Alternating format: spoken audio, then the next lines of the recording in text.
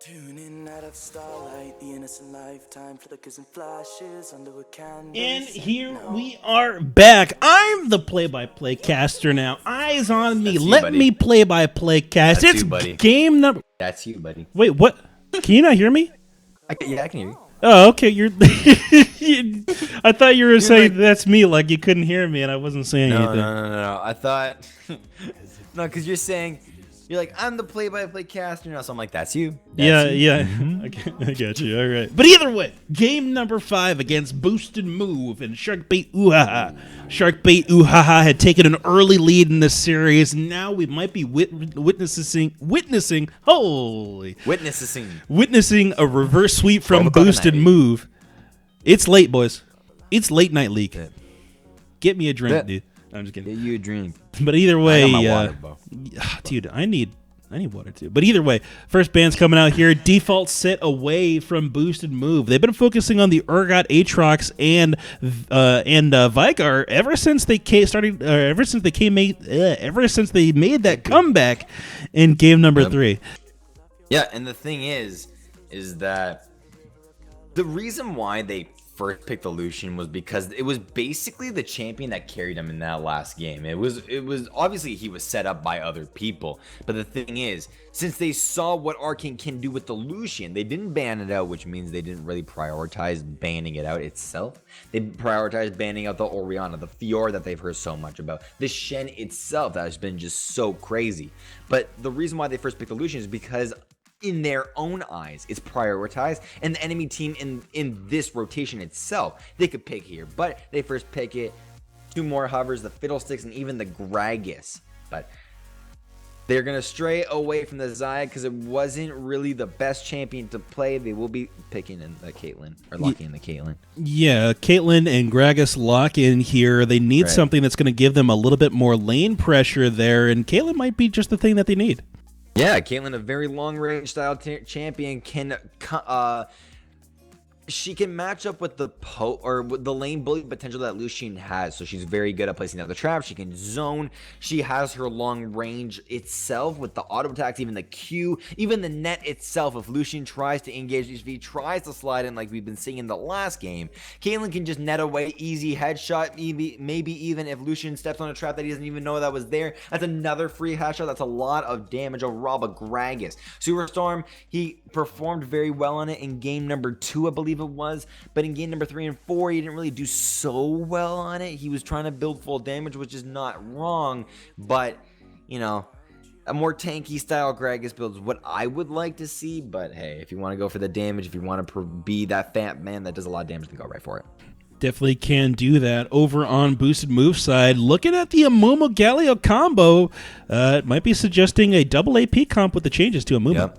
Yeah, Amumu, he synergizes very well with AP style mid laners and even top laners. His passive, it makes their ability to, I believe it's 12% now with the nerfs, more damage. I don't know if there was nerfs. Wait, did I they believe nerf it? there was. No, it was on the PBE. On the Okay. PBE there was nerfs. Well, yeah, I thought it was 10% is true damage. Is it 15? I believe it's 15, man. What? Oh, we'll check in game, but it's some ridiculous amount of percent that it does, or the abilities, the AP abilities, it does more damage. Anyways, Galio as well, a very strong champion. We saw that in the top lane by Toddy 2K in the last 2 games. He's performed very well on it. Hopefully he can perform the exact same, but we have more picks over on Oohaha. Yep, Sharkbait Oohaha picking up Darkblade Wolf's Xerath yet again, and the Phoenix 96 going to lock in a cannon that's likely going top lane. Yeah, a very strong carry style top laner. We saw that Rhinoceros Rex. He wants to be that carry style top lane. He can't really do it on Poppy though. So he's going to be running that cannon. Hopefully he can perform a 5-man slicing maelstrom like we've usually seen. But Xerath as well, Darkblade Wolf, he basically just said, no, I am a great Xerath. And he showed us there in that last game with his long range and all of the ultimates that he did land. But we have just more picks.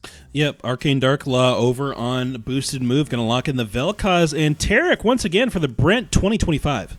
Yeah, Tarek, or the Brent 2025, He's performed very well on this Taric throughout this whole entire series, and this is basically the one game where you say, all right, what exactly worked in the first 4 games and what exactly didn't work in the first 4 games? And you combine all of those answers together to perform your dream comp. This is where you cannot afford to make any mistakes. We're starting to see even new picks come out. The Kennen, the Amumu, the Vel'Koz from Arcane Darklaw, even the Nami hover right here. But Nami's a very strong champion for many reasons. She has a lot of CC, she has a lot of utility, and even just the amount of utility she offers her ADC is actually immense. Yeah, a lot of disengage and sustain available for the Nami pickup there. And how do you think that's going to change the dynamic in the bottom lane right now with this Caitlyn long range combined with Huntero's sustain and security on that Nami? Do you think it's going to be the foothold they need to really lock down that bottom side? I think that we need to talk about this bot lane as a whole, because it's a completely just different ADC and it's a completely different support. In the last game that we saw the Lulu and the Xayah. The Xayah, he didn't really perform that well on Xayah. Even though he got a pentakill, it was just kind of like all right, I'm just going to stand in the back. No one's really auto-attacking me. I'm just going to continue to auto-attack until I get some kills. But now on Caitlyn, he can match up against that Lucian. He also has a support that offers a lot of utility. Even just the bubble itself, it adds a lot or just a stun potential to the enemy. But the reason why they pick this Caitlyn is to outrange the Lucian. Arcane is just so incredibly good on Lucian itself that you just want to try and survive in this lane. That's exactly why you pick Caitlyn. That's exactly why you pick Nami for the heals. But if you also talk about the Lucian and the Taric, these guys are absolutely dominant. Yeah, Lucian and Taric definitely showing up. We've seen some incredible Taric ultimates that have really reduced quite a bit of damage there, but not only that, Arcane Darklaw dashes in straight forward, just very aggressively, and it's that Lucian playstyle that you like to see, because if you aren't ready to go in close for that poke, you're not going to get what you're looking for. But either way, 2 minutes and 30 seconds left in our wait timer here as we wait for our spectator delay. Give me a quick rundown. What is the blue team looking to do here? The team comp of Boosted Move. What are they looking to do to really find the way to the win?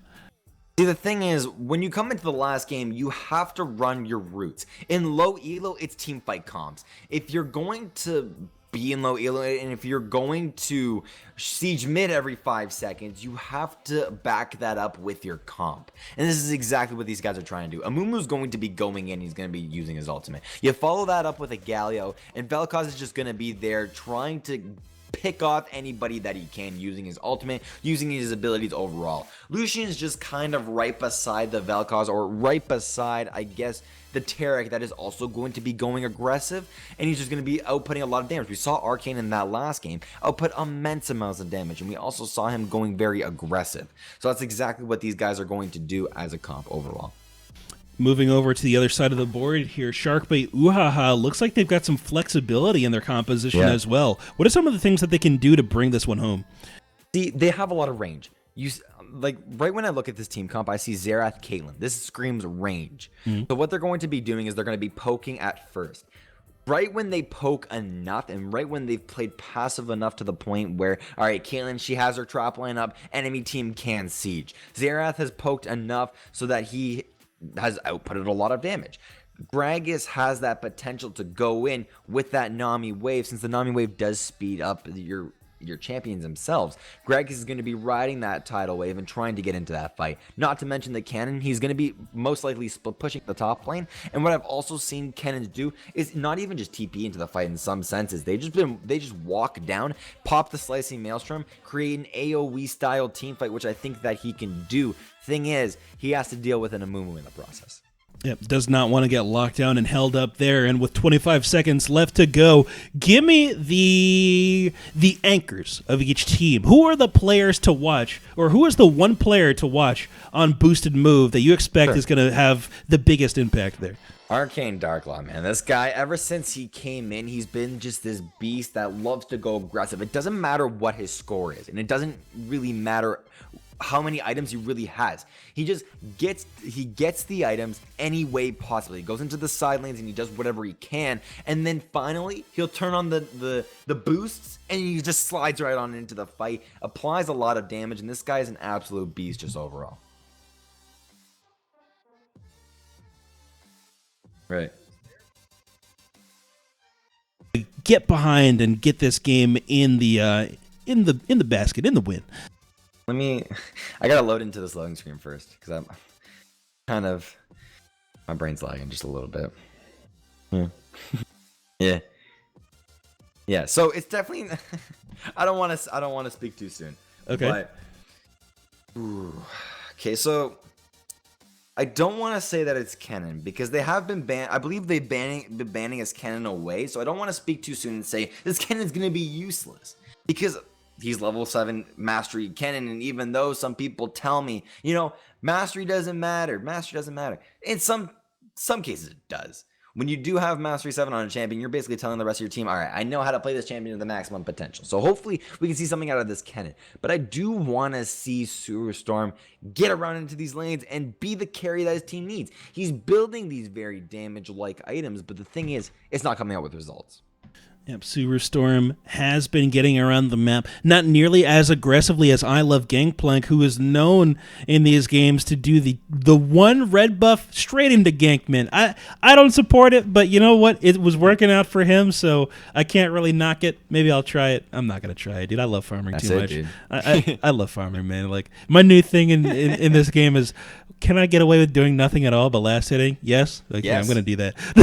Yeah, you literally, like, we were duo queuing and you were just like, let me play Malphite. I'm like, what are you gonna do this game? You're like, absolutely nothing. Yeah, exactly. Like, all right. And then, like, there were ultimates I could have taken. I was like, no, I'm not gonna do that, dude. That might backfire. Let's turn around and get this dragon instead. And then we just did that. There you but go. Either way, man, we got Sharkbait Oohaha walking into this tri-brush. I Love Gangplank steps right in. Is this going to be the early first blood? The bubble connects, and first blood goes to Storm. He can make it back to base and get a second jungle item, I think. And how I like to look at an invade is this is a foundation of a house. It's already been set. When you build the full house, you've killed the enemy nexus. This is just the foundation of the game. You've got first blood, you have another jungle item, but off of that, you want to do something off of that. You can't just say, all right, I have this kill, I'm just gonna farm. Because, okay, farming, great, but if you find an opportunity to gank, you better dang gank. You look in the mid lane and you say, all right, what advantage do we have? We have a Xerath stun, but you also look at Vel'Koz, and Vel'Koz is a very immobile champion. And you also look at Amumu, and he can't really get around that fast. He has one death under his belt. He's kind of a little bit tilted at game number 5. You're finally playing at 12 o'clock at night, maybe 11, depending on where you are. But it's very late into the night. Maybe you're not really tilted, but you're like, oh, I gave up first blood. The rest of my team's going to harp on me now. But when you're Gragas, you got to get around into these lanes. You have to apply the damage. You have this extra item. What are you going to do with it? Yep. Right now, a little bit of poke going down in the mid lane. Dengi against Darkblade Wolf. A lot of damage out of these two characters in this game. Two champions who are known for having immense poke potential. You don't want to see either one of them, or their teams don't want to see either one of them give up that early lead. Bottom lane, Arcane Darklaw going aggressive with the Piercing Light yet again, but the Phoenix 96 says, right? No, not this game. I will not relent, and it just trades back. And he could have never done that on Xayah in a million years at level 1. Because Xayah, she doesn't really offer a lot at level 1. She offers her Q, which is great. She also offers a W if you want to take that one, but the level 2 power spike is there, but they don't want to go aggressive. Nope, don't want to go too hard there. Arcane Darklaw just relentless pursuing backwards into the heel, but the Phoenix 96 says, I got headshots and range over you, my friend. I will be going in for the pot shots, and he's going to be using all 3 of those potions. At least that's what my crystal ball says, because this Caitlyn poke is not going to stop anytime soon. Gragas, you see there in the top lane. But yeah, you were touching on that bot lane matchup, and like I was saying, you could have never done exactly what Caitlyn just did there on Xayah. Xayah, it takes a lot of, I guess, just setup, level 3 even, to try and do something like that. But once you're on Caitlyn, you have your Piltover Peacemaker, you have your auto attacks, even the headshot when you do use enough auto attack. And we just saw that there. But right at the top side river, maybe a fight. Yeah, I love Gangplank actually taking a little bit of damage from Sewer Storm. Does he really want to follow this one up? He's got half life. I'm surprised he even threw out the bandage. Yeah, it was a very ambitious style bandage. If he did go into that, he did have Vel'Koz right there. But you can also see that Xerath was also there to support that Gragas aggression. So it was just kind of like, all right, who can 2v2 best? But Amumu, like you said, was on half health.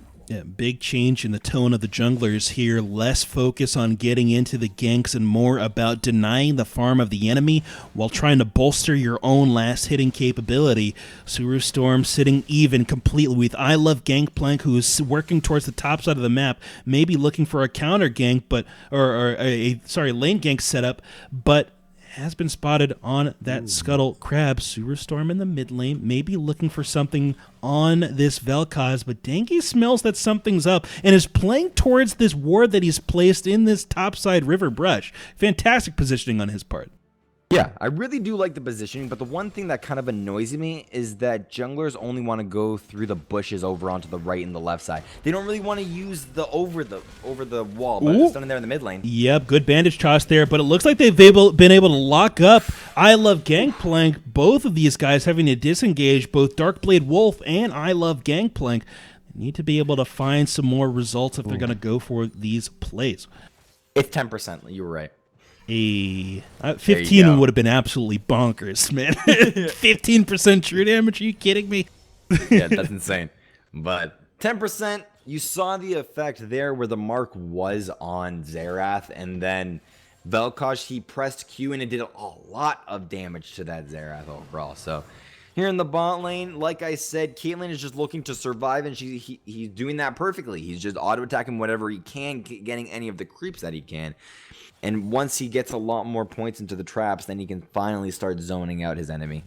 That being said, Arcane Darklaw is still exuding so much pressure in this lane, sitting up about 10 farm up on this Caitlyn, who's trying to desperately catch up in last hits. Despite not having that range advantage, Arcane Darklaw knows exactly how to manage his cooldowns and slide in on these trades.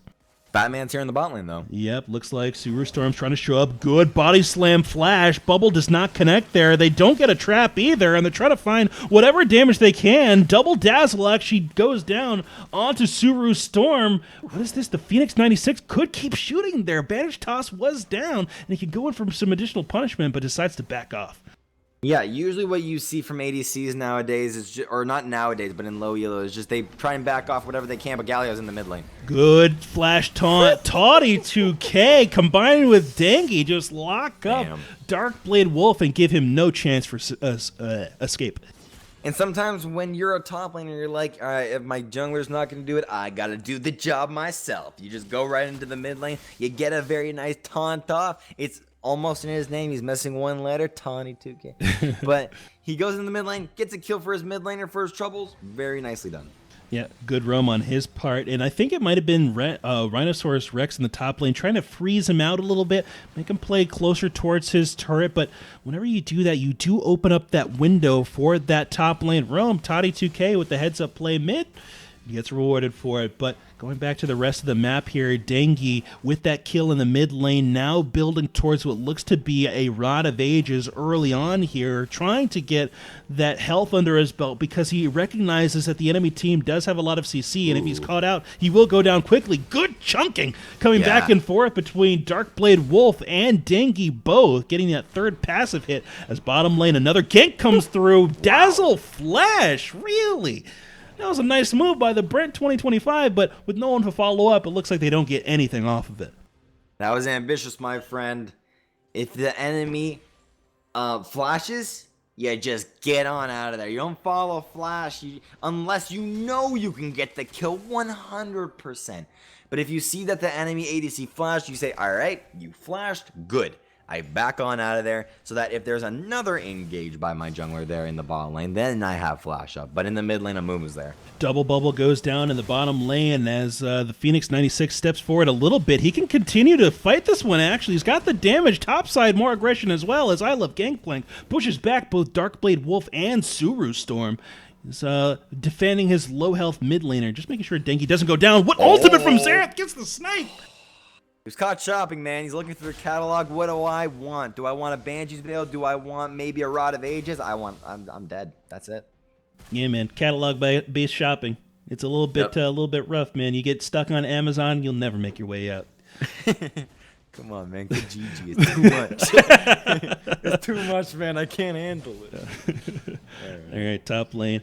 A little Shuriken goes wide there as Rhinoceros Rex is looking to lay down some poke. Can't quite get it to connect, though. I love Gangplank picking up that blue buff. He's going to have the mana he needs to continually farm out this jungle. He's got a little bit of a lead on the enemy Gragas. Suru Storm sitting back about... a couple minions. It's 8 minions, something like that. It's 12. It's midnight. I don't have math in my brain. But either way, having that Amumu on the top side means that he cannot get there to the Dragon Pit in time to react to this take. But they may not need to as they look for another kill here on the Darkblade Wolf.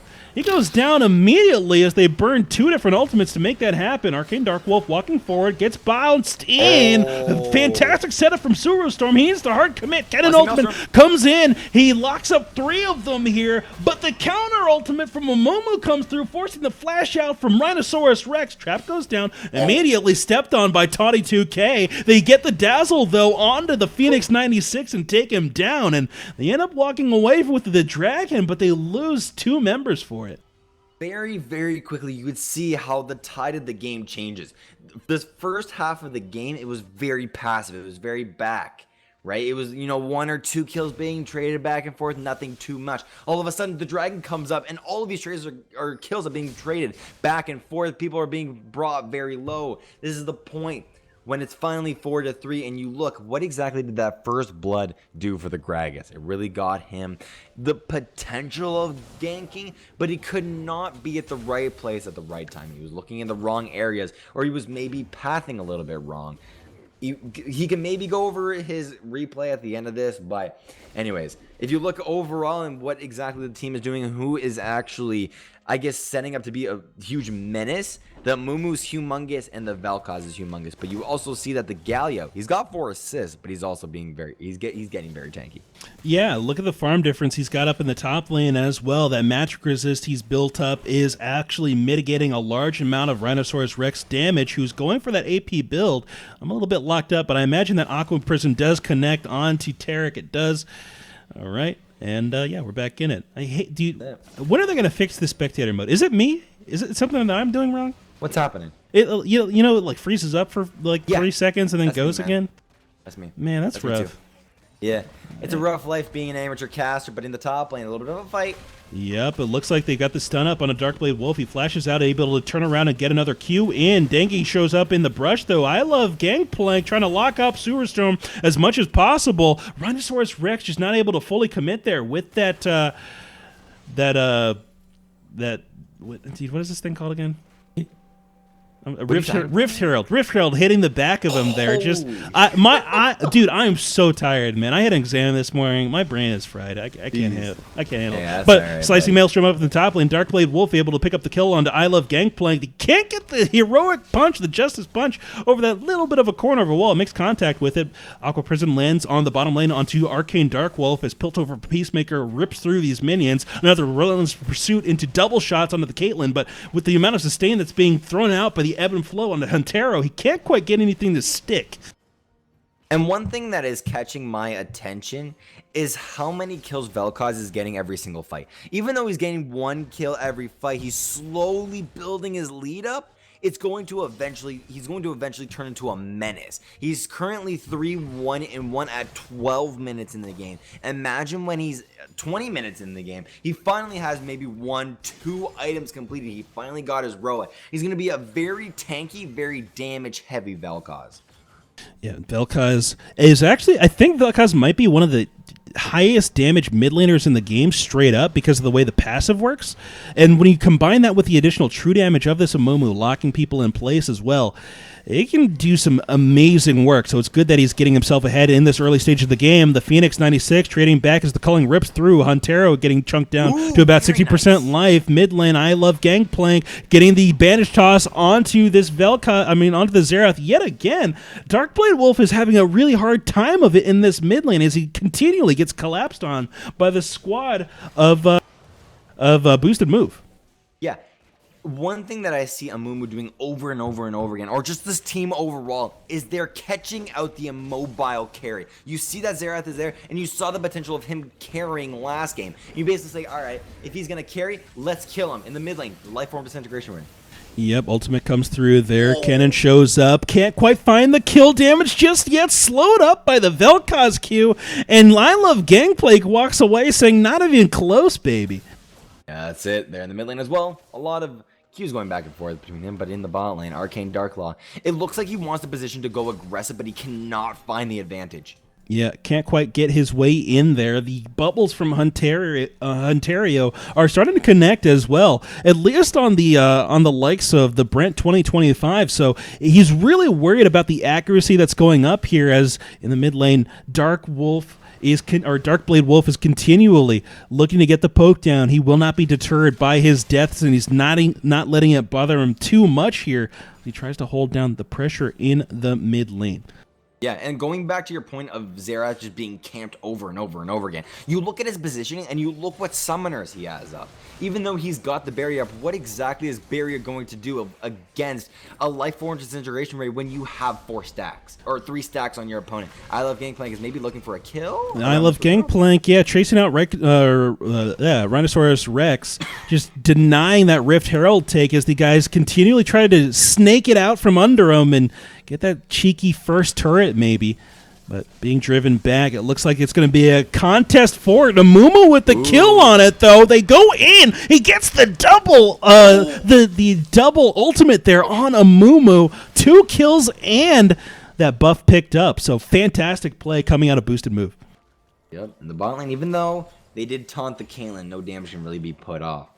But one thing with a new addition to League of Legends is how exactly do you use this new objective? Where exactly do you put the new objective? Because currently it's on the Amumu. So Amumu can go wherever exactly he wants to and put it down wherever. It looks like he wants to put it towards the mid lane since they do know that Xerath is looking to back. He also has no mana on this Xerath. Finish the turret before it gets there. Because it's going to lose so much HP. Finish it, dude. Hit it. Hit it. It's going to lose so much HP for no reason. Go. There you go. Oh. All right. Well, either way, they get the turret there, and they're able to push through. It's going to charge up a second time, goes in, chunks that turret down to about 60% life. Something like that, 60, 70.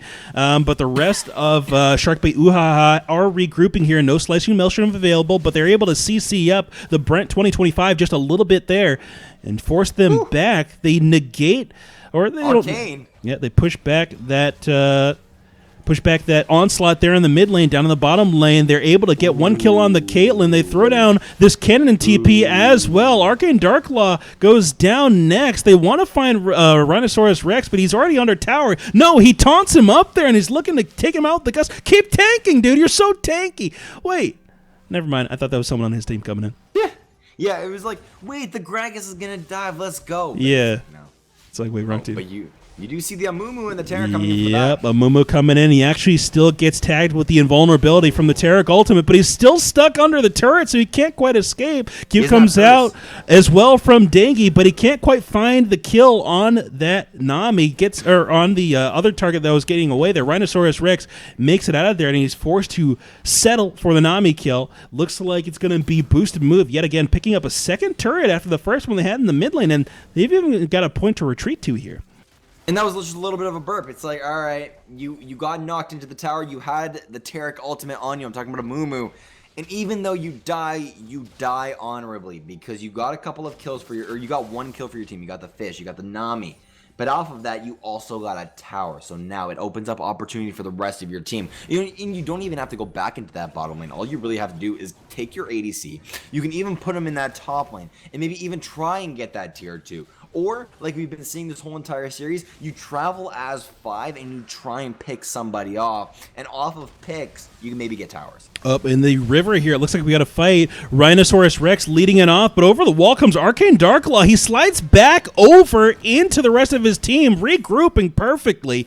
And now they've one unified front. They've got I Love Gangplank out front, but he can't quite find his way into the brawl, and no one else is really ready to follow up, even if he did manage to get a good Curse of the Sad Mummy. They're going to disengage this one and try to defend their mid lane. Yeah, Arcane Darklaw continuously trying to split push.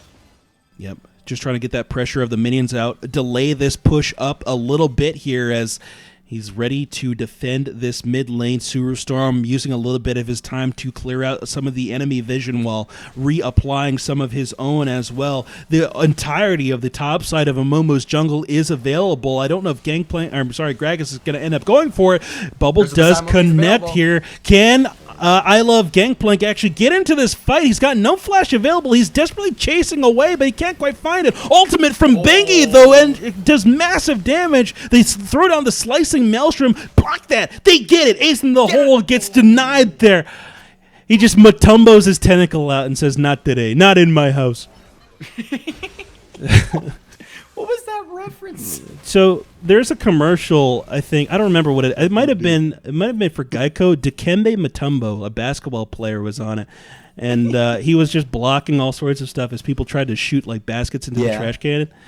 That's all it was. He just blocked that ace in the hole. But either way, it doesn't matter. I felt so like uneducated there for a second. That's all right. Don't worry about it, dude. On something? Wait, ultimate dropped down by Gragas. Can't quite close the gap, though. Dengi still might go down. Ultimate, the right of the arcane out of Darkblade Wolf is going to pick up that kill fairly easily thanks to all the slows. And now they got some pressure on this mid lane.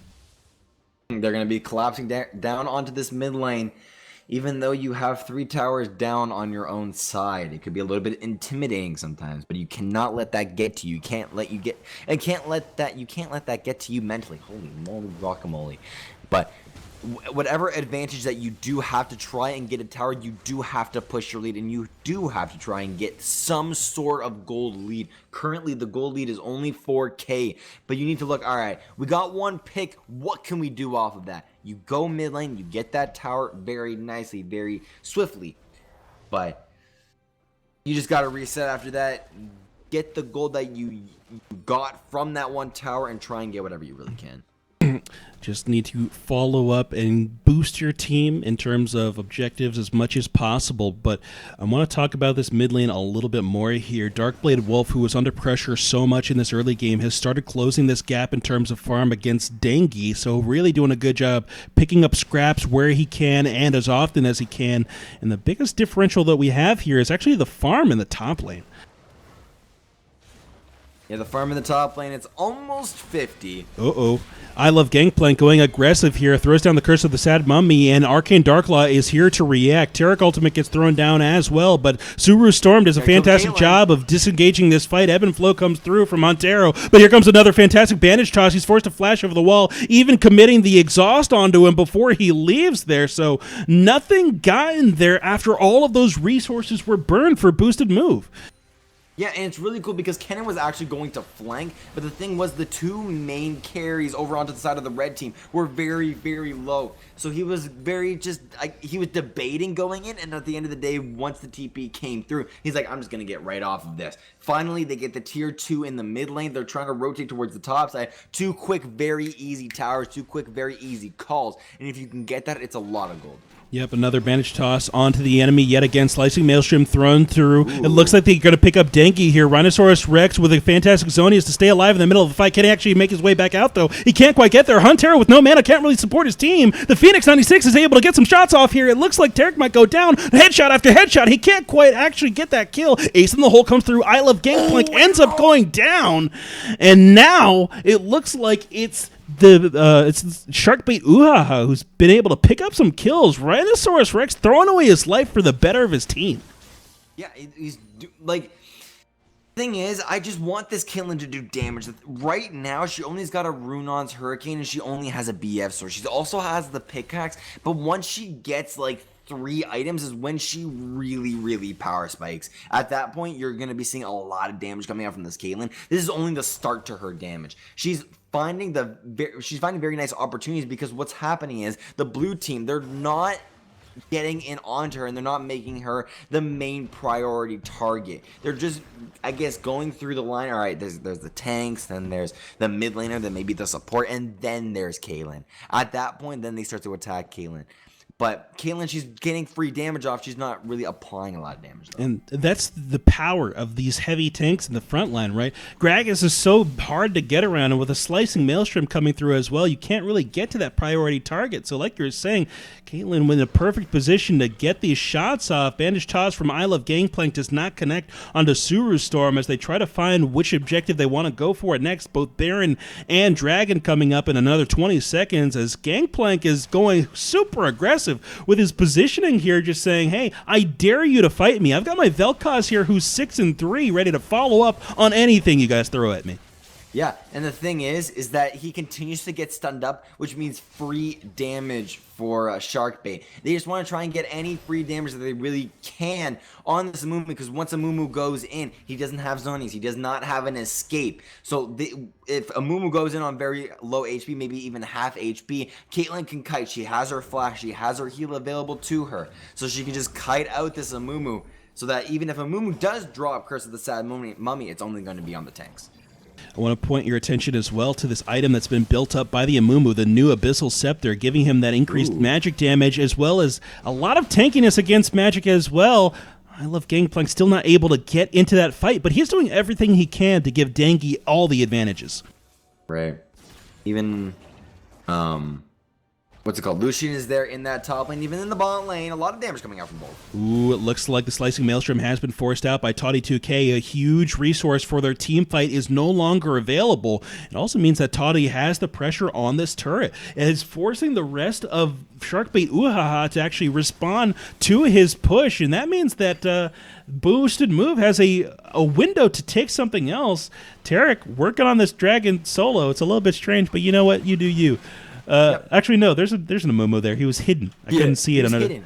I couldn't. He was very small. Yeah, I couldn't see him under the huge wings of the dragon. But wait, what's this? Oh my goodness! I thought he had so close, dude.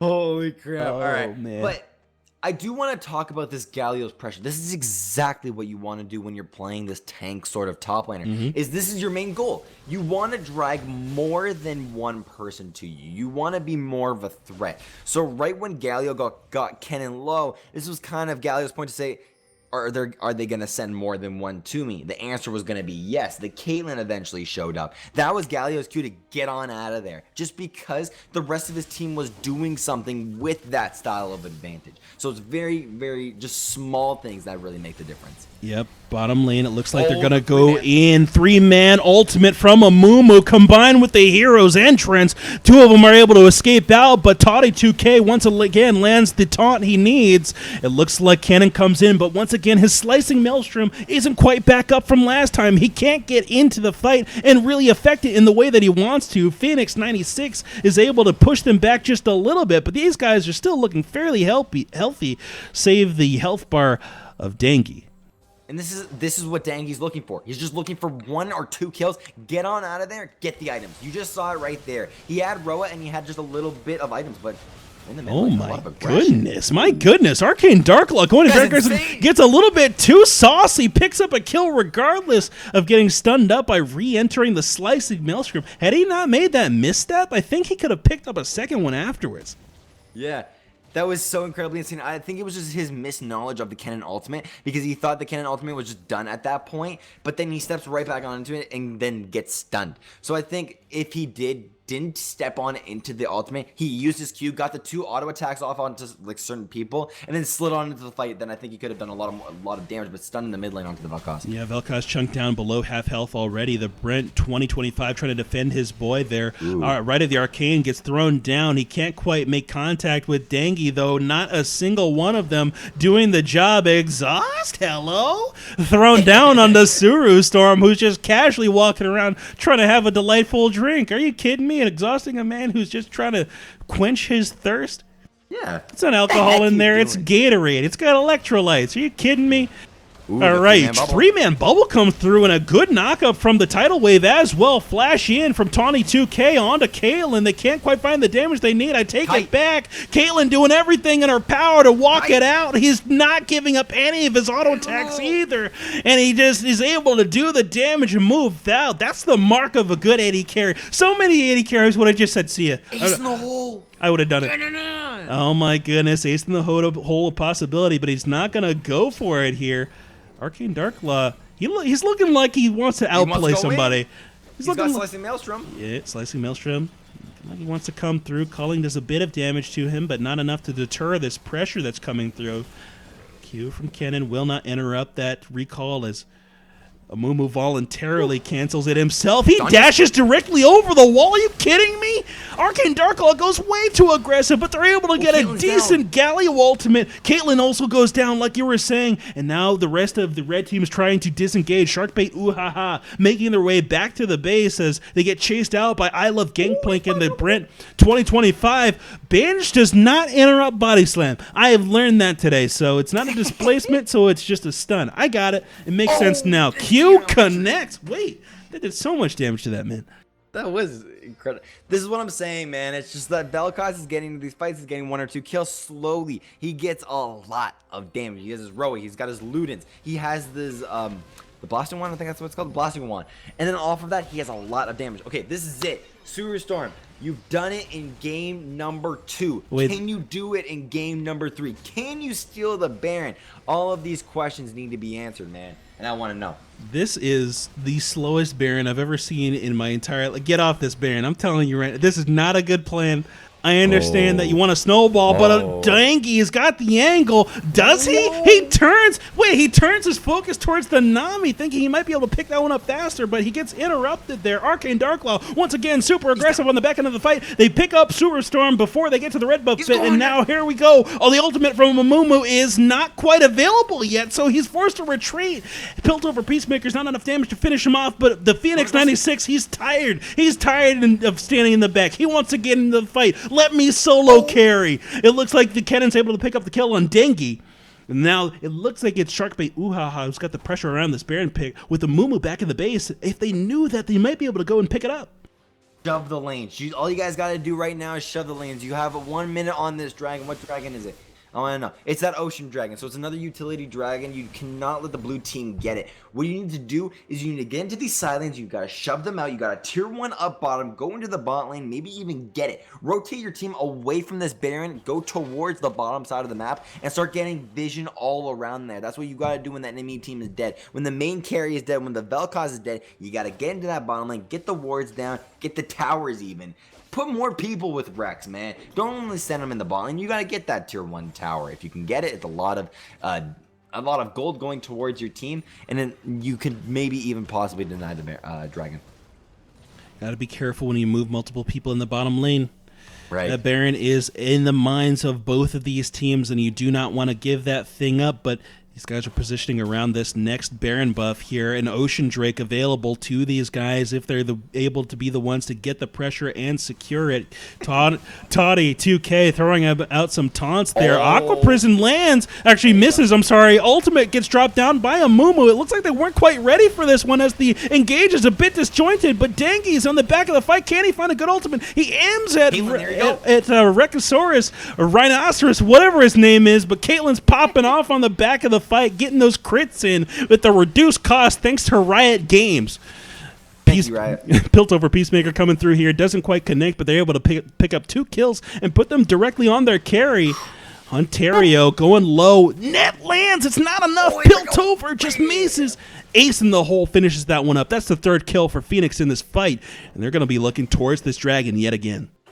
Yep, they're going right towards that dragon, this red team. They got 1 pick off onto the Amumu themselves. All they got to do is get... Unclucky, dude. Dangy does it. He's got the damage. Wow. Dude, I'm telling you right now, the 3rd hit of that thing probably does way more than this smite. 760 true compared to... What is this passive? Let's look it up. It doesn't say on it. It doesn't say on the Spectator Client. Thanks, Spectator Client. Thanks, Riot Games. Hold on. I'm checking it right now. It's so much damage. I'm telling you. If 3 stacks are accumulated, the enemy will take a burst of truth. It doesn't even give you the statistic. Yeah, it doesn't say it on the client. You got to look it up online. But here's the deal, right? Combined with the amount of damage from the other abilities plus the proc of that passive, there's no way it's not more than 760. There was no way that Suru outsmites that. They needed to zone this guy off the pit. Thing is his damage is coming in from such long range. It's hard to do so. So they had to take the 50-50 if they were already that committed, or pull it out of the pit. Man, I've been putting so much emphasis on this, but look at this Vel'Koz's items at this point in the game. He's 4, and 7. He's got a Ludens, a Roa. He's got a what's that called? Rallies, and he also has a blasting one. So you can potentially even turn that into a death cap. At this point, he got a tanky item. He sees that he's doing a lot of damage, and he gets a damage item. But then he says, okay, look, I'm dying maybe a little bit too much, so let me get another tanky item. And then once he starts to do a lot more damage, he gets a dragon steel, and he's like, all right, I'm gonna pop off now. He starts to get the blasting one. You can either turn that into a death cap, or you can turn that into a voice staff. Yep, looks like these guys are once again hovering around this dragon pit, or baron pit, sorry. Arcane Darklaw gonna be the one to initiate this one. I think it's his call. Bottom side of the map, Rhinoceros Rex has his teleport available. Can he get the heads up from his team in time? They've warded it out. They're gonna clear that ward. No, it stays up. He's got a place to TP to. He's taking a long time. He might be too late. It's coming through. Can he get into the pit? Blue team gets the Baron buff here as Rhinoceros Rex tries to get into the team fight. He can't quite get there. Phoenix 96 is actually going absolutely bonkers with these auto attacks. No one's got pressure on him, and he's able to follow through as much as he possibly can. Tide College Blessing helps him close the gap. Flash over the wall from Darkblade Wolf. Can he get anyone here? Knock up from Dengi onto Subaru Storm. He can't close this gap. The Phoenix 96 yet again pumping the back of this Galio full of shots, but he's so tanky, it's just not enough. This guy is absolutely popping off. He just needs that opportunity, man. He just got to get in there. He's getting all of the auto attacks off, but he needs to just get in there. He needs to be aggressive, and he's gonna auto attack, man. This guy, like, I'm just like, oh, God, there's more fighting. Yeah, it looks like we got an engage here. Once again, Arcane Darklaw going very aggressive, picks up the kill on Ontario. Flash forward on this Galio yet again. Fantastic CC, but the turnaround from Kenna might be able to lock up Arcane Darklaw in time. Can't quite find it. Relentless pursuit. He's forced to flash over the wall. Sewer Storm now the next target here. Toddy 2K trying to find him. He actually punches straight through the stun and knocks him up regardless. He can't get behind the stun. No! Cullen comes through. He is able to turn a sharp left, though, and make his way out into the jungle. The rest of the team disengaging alongside him. They're going to try to defend their base. Ping's going down in the mid lane as the rest of this blue team just try and collapse into this base. They want to try and kill the Nexus. They want to try and kill the inhibitor. Try and get whatever they can while Ontario is down.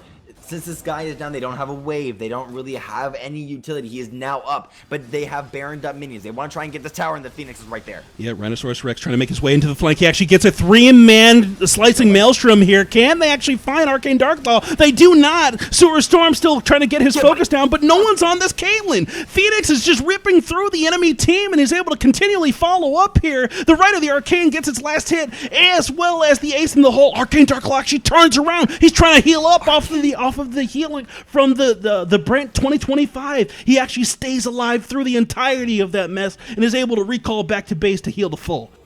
These ADCs are so insane, man. I'm like watching them every single fight. I'm like, you gotta get in there, man. Let's go. I'm looking for more damage because whenever these ADCs do get into the fight, that's when the real damage starts to come. That's why I'm hyping these guys up so much, because right when they get into the fight, right when the stun gets off, this is when you start seeing the damage. Yep, good stun here in the jungle. It looks like Sewer Storm and the rest of the squad are trying to catch out who they can. I Love Gangplank is super tanky. He's popped his Gargoyle Stone Plate off to the side. Arcane Darklaw finishes off Ontario, and he's bounced away. Can they finish him off before he gets to this turret? TP comes through, and he's immediately turning around. The Phoenix 96 does not commit there as Toddy 2K comes flying through with immense home guard movement speed, but can't quite get himself in a position to catch anyone out.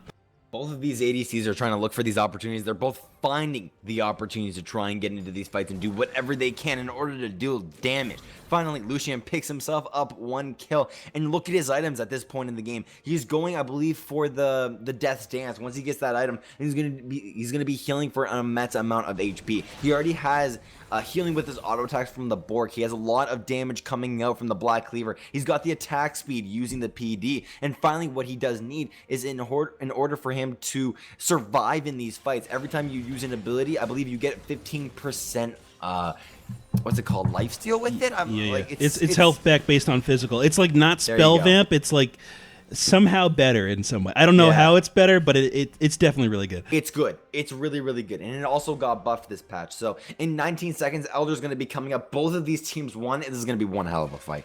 Yep, these guys going through, looking for the engage continually. Bandage toss from I Love Gangplank doesn't connect, but he doesn't have the Curse of the Sad Mummy available regardless. 7 seconds to this dragon coming up. It is the Elder. The ward goes down from Ontario, trying to open up the vision for the rest of his squad as the sweepers actually time out for the rest of the blue team here. Off in the brush, they don't want to stay in here too long because Vel'Koz will single-handedly dismantle them if they get a good engage in this tight corridor. Dengi actually getting some poke forward there, trying to chunk out Sewer Storm, who's actually immensely tanky at the moment. The wave comes through. The Brent 2025, he actually bounces him into the team. There's no reaction time available. Rhinoceros Rex is able to get in with the Slicing Maelstrom, but Arcane Darklaw is actually staying alive throughout all of these flashing lights. Are you kidding me here? He's still stepping forward despite only being on 100 life, and he's still trying to go in for the damage. Toddy 2K stepping in, ends up getting triple killed there by the rest of the squad there. Phoenix 96, immensely protected. He's behind a fortress, a castle. He says, put up the drawbridge. Don't let anyone to me, and I'm going to fire the cannon. Bam! Oh, it does not kill anybody, but this whole entire team is doing absolute work here. You can either go right for that Elder Dragon, or you can try and get this inhibitor. I would have went right for that Elder Dragon. Everyone just died around it, and Amumu is not up. Basically, they just want to try and get this tower. They also want to try and get some kills onto the Vel'Koz. I don't know if they're going to be able to do it. Yep, Dengi forced to flash away. Their stun does connect there, but I think turret aggro might have been dropped. No, Gragas is still holding on to it a little bit longer. Dazzle doesn't quite connect, but it forces out the flash from Darkblade Wolf. Poke does not do anything to the Phoenix 96, who stopped short to fire off a Piltover Peacemaker, and the rest of this squad here are up. Sharkbait Oohaha, they want to close out this win, but Boosted Move is not in a position where they can relent. They cannot back down, and I don't think they can afford to give up this dragon. They look like they're descending on the area here. It's not even at half life yet. They need to get into a relevant position quickly, or they will be immediately obliterated in this fight. Flashes over the wall from Ontario. It's Arcane Darklaw who's in the fight first, but he's backed up by the hero's entrance. Toddy 2K gets in. They pick up the dragon buff, and the burn is coming through. Arcane Darklaw finally makes his way into a relevant position, but Rhinoceros Rex stuns him up for just a bit. Taunt comes down, which allows Arcane Darklaw just enough time to finish off the kill on the Phoenix 96, and now this is going to be the push. The Boosted Move squad needs to move forward as quickly as possible and take what they can. Darkblade Wolf is still alive. I don't know if he has the ability to wave clear. You see that the mid lane inhibitor tower is very, very low. Even the top lane went itself. So they're sending 2 into the top lane, 2 into the mid lane. Can Xerath actually wave clear against these guys? Can they output enough damage to maybe even try and face off these guys? I don't know if the answer is going to be yes on that one. But the rest of this red team are coming up in just a couple of seconds. Yep, next focus is going to be this top lane inhibitor. These guys say we weren't able to get the Elder. Arcane Darklaw might burn down. No, he's able to find some. He was able to find some lifesteal. I thought the Elder Drake burn was going to take him, but they're able to get him there. Belly flop doesn't quite land against the Brent 2025. He has already seen this future. He's been in this timeline. He's like, I am my own grandfather. You cannot kill me. Brent 2025. He's still alive. Hello. Wait, hold on. He's living for so long. Wait, he's still alive. Available. No. His ultimate available. I think he could have just tried to survive if he actually casted the ultimate. Wow, I thought he was going to walk out of that one for a second there. But either way, he does end up going down. They pick up 2 inhibitors, so they've got huge map pressure to play around.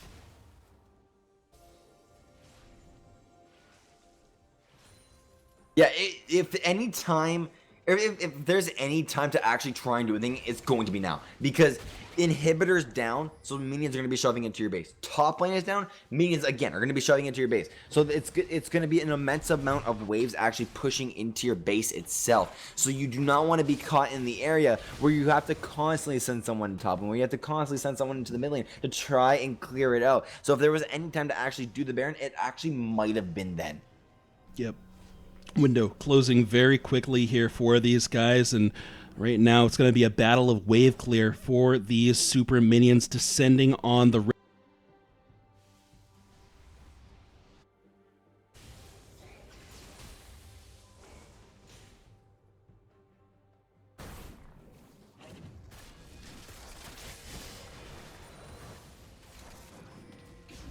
Ooh, they're pinging. They're pinging it. They see that there's some members there in the bot lane. They have to go and for it. Amumu have shown there They have to go for this, and they have to Yeah. do it immediately. That was Get so Phoenix, bad. get Phoenix in the pit as quickly as possible. The shots are descending. The only relevant person in the 6K. area is the Brent 2025, and he's Keep nowhere flashing. near what he needs. He can't go for this, dude. He wants to try for the steal, but he's only a They support. gotta get out. Now they gotta get out. Yeah, they got to get out of this one as quickly as possible. But Toddy 2K cuts off the retreat and actually isolates Brent 2025 in the process. Arcane Darklaw is in the area. The knockback from the explosive cast is going to try to disengage the fight. The Aqua Prison goes down, but it's not going to save his life there. I Love Gangplank is looking for maybe a Q over the wall. He can't find it. He flashes away. It doesn't connect. They actually burn the Mercurial Scimitar to get the movement speed and just guarantee the escape. What is this? Sewer Storm, you're getting too close to these guys. buddy. He's forced to flash as well. Banished lands. No, he's knocked up by Vel'Koz. He might go down. No, Donnie 2K is actually in the base waiting on these guys. He throws down his Gargoyle Stone plate. Ultimate gets thrown down, protecting the rest of his squad as well. They're going for the game here. It looks like Curse of the TheSavedOne. He lands on 3 people, 2 of them throwing down their reverse Zonia's hourglass. They're in the base. They're ripping everything apart here. They're dismantling the structures, and it looks like they're going to walk away with the victory. Boosted Move completes the reverse sweep in the Dragon League playoff series, week There number you go. 1. Oh my goodness gracious, dude! This is so incredibly close. Wait, Slowly it's but not done yet. surely. It's not. I know it's not done yet, man. But like, It's not slowly done but yet. surely, the 2 tanks are pounding on this thing, man. They want to try and close out this game as best as possible. They've worked 5 weeks for this stretch. They've clawed their way to victory. They took 2 games down on these guys, and they come back with a reverse sweep. Oh my goodness, dude. An epic tale here. I want to let you in on a little bit of insight I saw in the chat earlier. The Boost squad is 3 days old. It's 3 days old. They've only been together 3 days. Sorry. That's right, dude. They learn as they go. They're adaptable. They're flexible. They're malleable. They're ready to roll on whatever situation you insert them into. Even Dragon League playoffs in the quarterfinals here. I guess this is right quarterfinals. Yeah. So Honestly, dude, that was entertaining. Like for a bronze and silver game, man, that was fun. Whoo! it's like they realized that like they don't want to walk away with any regrets, and both those 80 carries started going absolutely bonkers. I love that, dude. How can you just not love something like that? Even if you're like, man, I hate bronze and silver game. There's some final. It words. was taunt. Yo, you want to get taunt in here, dude? You gotta get some taunt. All right, let's get an interview from Toddy 2K. I think he's one of the original move members. people? Try it, dude. See what happens. Can I move people? Let me see if I can move people.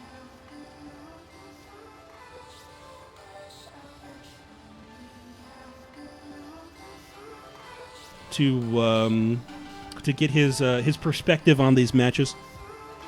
Yeah, dude. Like, okay. So going through that game itself, let me go back. See if I can see it. Hold on.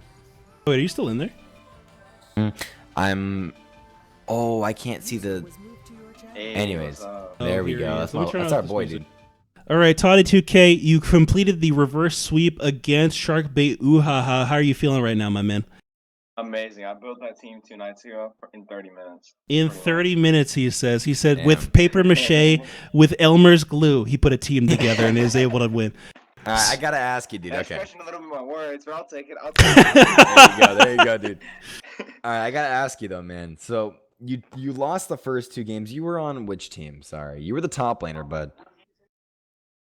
For what? For boost and move. Okay, so at the end of game number 2, Sharkbait didn't destroy you guys, but like it was, you guys lost 2 games, right? Yeah. What was like the atmosphere like? What was like your thought process when you like, did you have coaches? Did they like? No. I No. am the Okay. coach. You're all the coach. So what was like the team atmosphere at that point? It was really shitty, and we subbed out Chino, and apparently Chino sucks ass. So. Oh, man. That's Damn. unlucky, I mean, dude. The stats don't lie. I mean, his team. Yeah. Kind of forfeit. They left.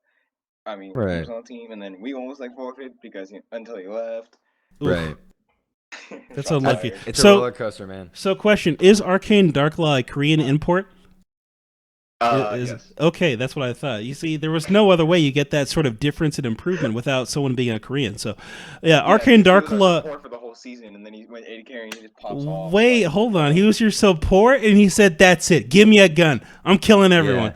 Yeah, you sound like I'm a cutie pie now. Well, it. here's the problem. I watch too much I'm a Cutie Pie. That's why I do. Give me a Holy gun. shit. Yeah. I want He it. said, "Fuck this. Give me a gun. I'm gonna bust all of them down." Yeah. That's They it, didn't dude. ban what surprised us the most. They didn't ban Oriana. They didn't ban Galio or Shen in the 4th game. We're like, what? They still Right. banned the Cosmics. They still banned the Fizz, and it's like, what? Why? Right. Yeah. Because it gave us so much team fight pressure. And when you banned the Shen, we picked up a Mumu. We won the almost full AP comp, Right. and we did a lot more damage than you could expect. Exactly. Yeah, I was saying in Champ Select with the Mumu lock-in, it looked like you guys were going to go for the double AP. And I saw that you also picked up the Abyssal Scepter on the Amumu to enhance that Vel'Koz damage even more. A fantastic build choice, if I do say so myself. I love Gangplank with the heads-up item choice there. Was that his own design, his own choice there? No, I told him to build it. Oh, well, damn, dude. Great coaching. Well, I Yeah. mean, I was like, all right, are you gonna build it or am I gonna build it? Because I knew we had to build it, otherwise we were gonna do nothing. Because we had to Right. get Void Staff on Vel'Koz, I believe like 3rd or 4th item, and then Lucian, he just straight up mopped the floor with everyone. He didn't do the great last game, but game 4, whew, was spicy with him. Yeah, dude. Oh, well, yeah. We went 17-2, ended the game like 44 and like 12.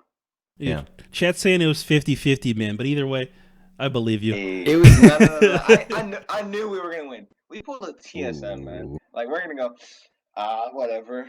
Or no, we're gonna pull a C9. We're gonna whatever, and then we're gonna actually win the series. All right, That was so definitely is that the call out there? You're saying with your team you made 2.5 days ago with Elmer's glue and a little bit of cutout paper, you're gonna look to take the entirety of the Dragon League playoffs here? Yeah, I have that Hell question. yeah! I mean, I had two E subs, and fuck, I had 1 ban for the last 3 games. Yeah.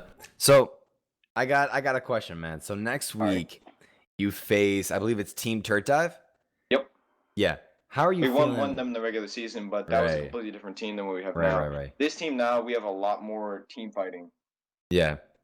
I do like your drafting in the last game though, because I was looking at your team and what you guys constantly did, and I'm guessing you can admit this as well, is you guys constantly just go mid. You just go mid and you team fight over and over and over again, right? So Well, we created. Oh, go ahead. what you did was you drafted a team fight comp. You did exactly what your strengths were. Yeah. Right. So are you But- scared of actually facing Team Turret Dive? And they have some pretty astounding players, but I mean, Right. nothing that we can't overcome. I mean, if I built this team 2 nights ago, I mean, I'm pretty sure we can overcome anything. And hell, this would be one hell of a story. Oh, Yeah, dude. man. I definitely love to see a story like this unfold. Now, are you guys looking to do any sort of team practice as you go into next week here, or are you pretty much just going to wing it like you did this week? Oh, I wish we could do some team practices with this team. But the biggest thing was that we were able to get a lot of side pressure. That side pressure was just monstrous. We had Lucian on the top lane at game 5. We had Lucian in top lane, me in bot lane, and we had the other 3 in the mid lane. They would keep pushing in because the Vel'Koz was so strong. Because you can't engage on Vel'Koz and Mumu because, well, they just run. And with Taric, the Taric was amazing. After we switched away from what we were running in the first 2 games, when we ran Taric, so much better. Mhm. Well, glad to hear from you, my man. But with that, we are going to wrap up the stream. Toddy2K, once again, thank you, sir, for joining us for a little bit of a short interview. And congratulations once again from Boosted Move for their victory against Sharkbait Oohaha. And good luck to them in their next series. Guys, once again, thank you for watching the Dragon League playoffs semifinals or quarterfinals? Or quarterfinals, yeah. Quarterfinals. Quarterfinals. Semifinals next week. Yeah, semifinals next week. Quarterfinals, and we'll see you guys next week for the semis. Hold on, one last word. Puffin, I'm coming for that ass. Okay. Shit.